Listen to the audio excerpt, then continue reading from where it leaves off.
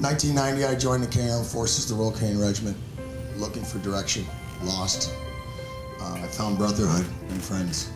Marched off in a hard situation in 92, 93, and little did I know that that moment was going to shape who I was for the rest of my life. Didn't know it then. Fast forward 14 years later, in 2007, I was in a dark place. I was hiding out in my basement. I was closing my blinds. I'm sharing this now not so y'all see what I was going through, but so that those men and women that participate in this and those soldiers that are here this week understand that, you know, sometimes it can be a horrible spot.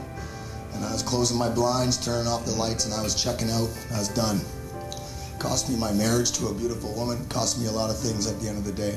But the one thing I knew is that, you know, at the end of the day, we were going to get through it one way or another. I checked myself out in 2010. I retired. I figured that was a chapter closed, and I left the book closed, and I walked away.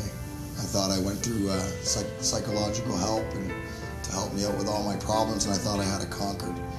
I was moving my way up to this trip a couple days ago, a week ago, and I was looking for excuses to call Jay, who I've known for 2 decades, to tell him, you know, my dog died, I lost my shoes, I got a cough, I can't make it.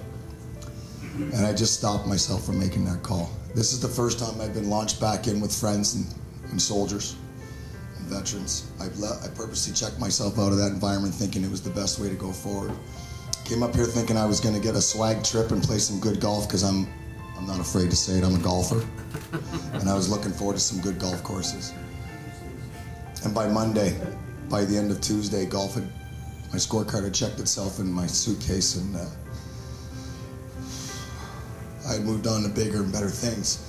The one thing I realized from this trip this week is how much I needed the guys that were on this trip with me.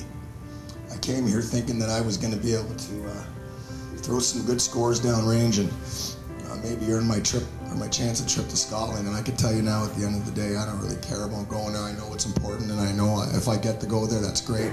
But deep down inside, by the time I left Tuesday, I realized that not only did I need to be here more for myself, because it's the next progression, you know. Once you get yourself back out there again, now you got to find out who the new you is, and then you got to find out if anyone likes that new you. And once you find out that you're an okay guy, boys in the room, not the sponsors, the guys in the room, when you find out you're an okay guy, you're going to find your way back. And when you find your way back, you realize that there's guys out here right now that I commend that didn't want to come on this trip. I know they didn't. I've talked to them this week. And they've looked right at me and said, you know, I look at you and I see 5 years from now there might be some hope. And I look at me and I look at other guys and they say 5 years from now there might be some more hope for me too. Here's what I know, it's never going to be over. And it's always going to be there. But we can get through it together. For sure we can. And now I know, after 2 days of being on this camp, that I needed this trip more than anyone in this room as far as I'm concerned. And I thank every one of you for pitching in and doing your part. The members that showed up, the vets and the sponsors, there ain't a dollar that's worth more than what you're giving to me. So I thank you very much for your